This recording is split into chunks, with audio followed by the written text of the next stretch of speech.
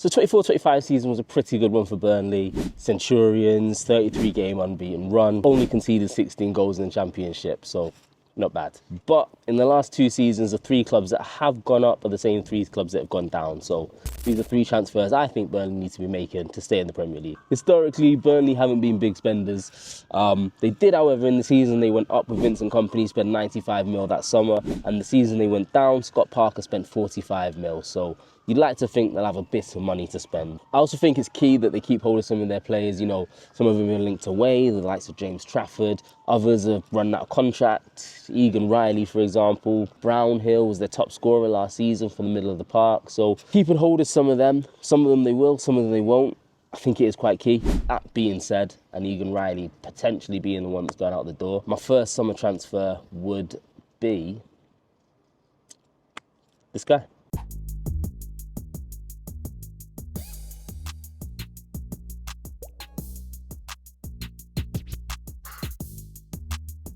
Look, I know he's not the sexiest transfer, but 100 Premier League games under his belt.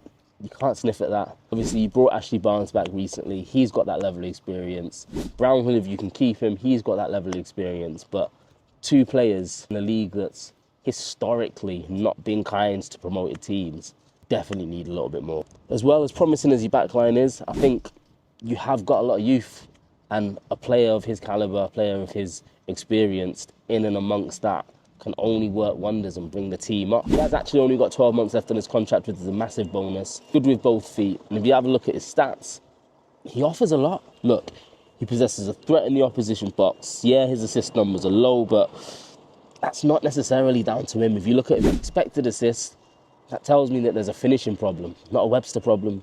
His progressive carry numbers are good. His progressive passing numbers are good, which has obviously been a pro with Egan Riley as well. So he adds a bit more defensively. His blocking and interception numbers are solid. According to Transfermarkt, he's worth around 12 mil. But does he fit into the way that Burnley play? Burnley fans, you'll probably know a lot more about that than I do, so let me know in the comments. Right, so player number 2.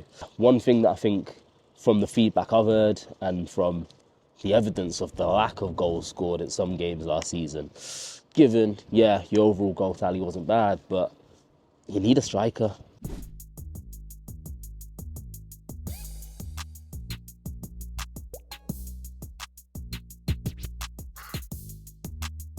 That then brings me to Parrott, who I think is a phenomenal striker.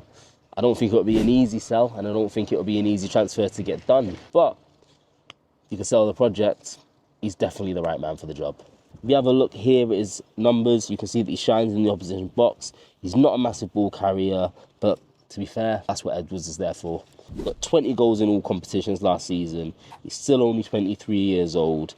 The way that he plays, he can hold the ball up, he can bring men into the game. Obviously, you've got Edwards drawing men in. If you can keep him in and around playing that anchor role, ball into feet, spin off, run into the box, he's always there to get on the end of opportunities. I think he could thrive. Player number 3. And surprisingly, for a team that only conceded 16 league goals, I think you need another defender. Right, if you look at Burnley's squad, something they lack is depth in the defence. Obviously, you've got a strong starting back 4, given Egan Riley may not be there. But like I said, you've got a player to fit in there anyway. Perez and Humphreys kind of shared minutes between them. But then if you look at the opposite flank, it's not really the same from what I could see. And again, Burnley fans, let me know if I'm wrong in the comments. You've not got anyone who can really be trusted to deputise or, you know, step up in those games, those long seasons. If Webster gets an injury, if Webster's tired, I think you're just too reliant on him as a single right-back option. Obviously, you brought in Son in the January window, but I don't think he's proven that he's the guy that's right for the job. And I don't think he's proven to Scott Parker that he needs to be playing. You have obviously as well made Humphreys a permanent signing. And I think who best as your opposite flank option than his old centre-back partner, Alfie Gilchrist.